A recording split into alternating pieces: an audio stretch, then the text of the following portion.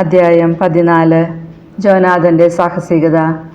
ഒരു ദിവസം സാവൂളിന്റെ പുത്രൻ ജോനാഥൻ ആയുധവാഹകനോട് പറഞ്ഞു, വരൂ, അക്കരെ ഫിലിസ്ത്യ സേനയുടെ പാളയം വരെ നമുക്കൊന്ന് പോകാം. എന്നാൽ ഇക്കാര്യം അവൻ പിതാവിനെ അറിയിച്ചില്ല. സാവൂൾ ഗിബെയയുടെ അതിർത്തിയിലെ മിഗ്രോനിൽ മാതളനാരകത്തിന്റെ കീഴിലായിരുന്നു. അവനോടുകൂടെ ഏകദേശം 600 പടയാളികളാണ് ഉണ്ടായിരുന്നത്. അഹീത്തൂബിന്റെ മകൻ അഹീയാണ് എഫോദ് ധരിച്ചിരുന്നത്. അഹീത്തൂബ് ഇക്കാബോദിന്റെ സഹോദരനും ഫിനെഹാസിന്റെ പുത്രനുമായിരുന്നു. ഷീലോയിൽ കർത്താവിന്റെ പുരോഹിതനായിരുന്ന ഏലിയുടെ പുത്രനാണ് ഫിനെഹാസ്. ജോനാഥൻ പോയ വിവരം ജനം അറിഞ്ഞിരുന്നില്ല. ജോനാഥൻ ഫിലിസ്ത്യ സൈന്യത്തിന്റെ നേരെ ചെല്ലാൻ നോക്കിയ വഴിയുടെ അപ്പുറവും ഇപ്പുറവും കടും തൂക്കായ ഓരോ പാറയുണ്ടായിരുന്നു. ഒന്ന് ബോസസ്, മറ്റേത് സേനെ. ഒന്ന് മിക്മാഷിന് അഭിമുഖമായി വടക്കുവശത്തും മറ്റേത് ഗേബയ്ക്ക് അഭിമുഖമായി തെക്കുവശത്തും ഉയർന്നു നിന്നിരുന്നു. ജോനാഥൻ ആയുധവാഹകനായ യുവാവിനോട് പറഞ്ഞു, വരുക, നമുക്ക് ഈ അപരിചിതരായ സൈന്യത്തിന്റെ നേരെ ചെല്ലാം. കർത്താവ് നമുക്ക് വേണ്ടി പ്രവർത്തിക്കാതിരിക്കുമോ? ആളേറിയാലും കുറഞ്ഞാലും കർത്താവിനെ രക്ഷിക്കാൻ തടസ്സമില്ലല്ലോ.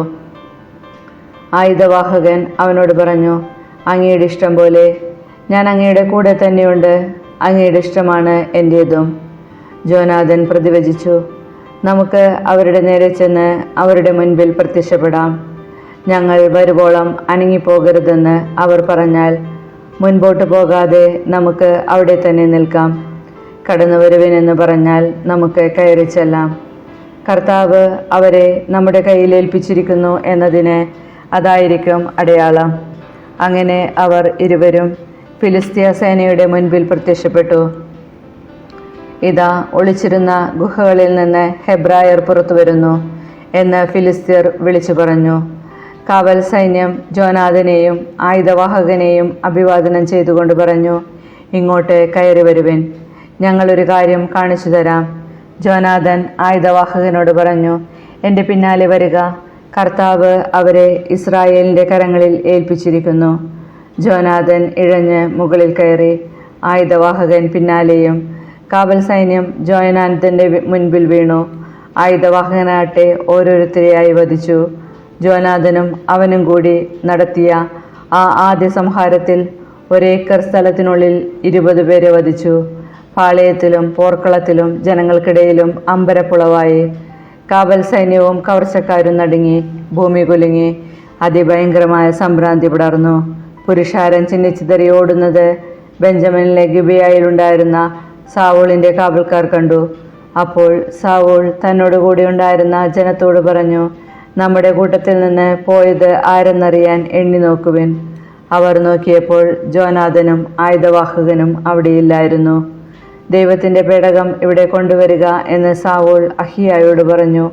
അക്കാലത്ത് ഇസ്രായേലിയരോട് കൂടെയായിരുന്നു ദൈവത്തിന്റെ പേടകം. സാവൂൾ പുരോഹിതനോട് സംസാരിച്ചു കൊണ്ട് നിൽക്കുമ്പോൾ ഫിലിസ്ത്യ പാളയത്തിലെ ബഹളം മേൽക്കുമേൽ വർദ്ധിച്ചു. കൈ പിൻവലിക്കുക എന്ന് സാവൂൾ പുരോഹിതനോട് പറഞ്ഞു.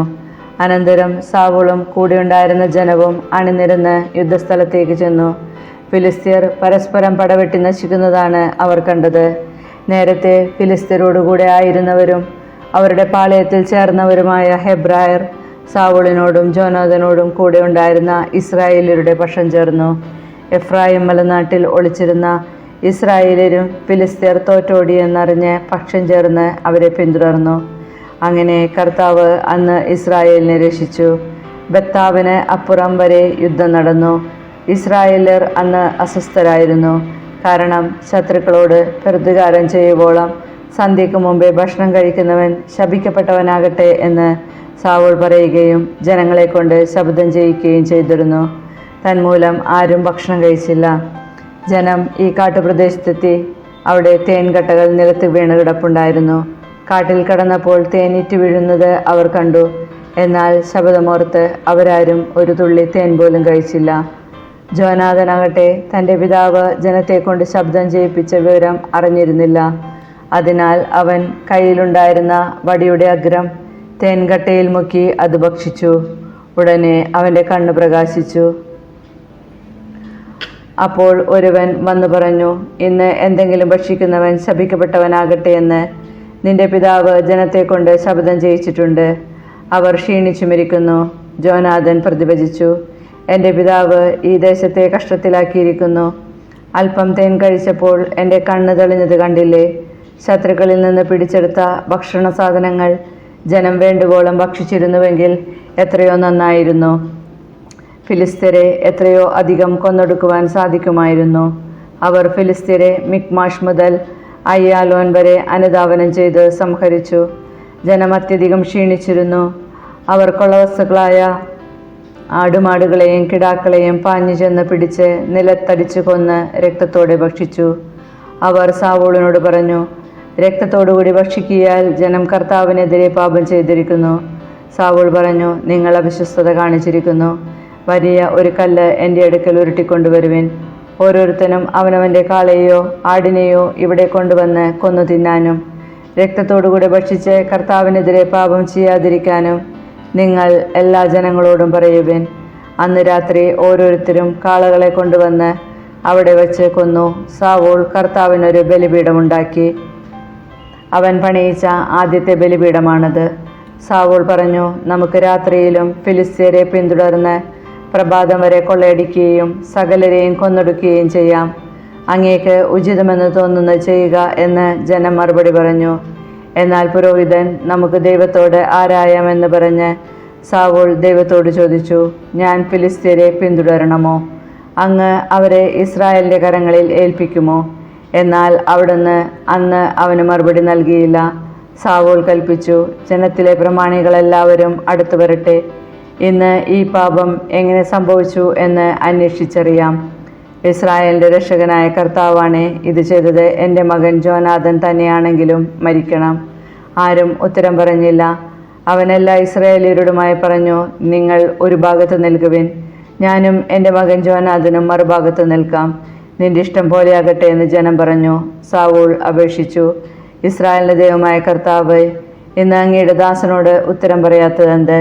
ഈ പാപം എൻ്റേതോ എൻ്റെ മകൻ ജോനാഥൻ്റെതോ ആണെങ്കിൽ ഇസ്രായേലിൻ്റെ ദൈവമായ കർത്താവെ, അങ്ങ് ഉറിയും കൊണ്ട് ഇസ്രായേൽ ജനത്തിൻ്റെതെങ്കിൽ തുമ്മിയും കൊണ്ടും അടയാളം കാണിക്കണമേ.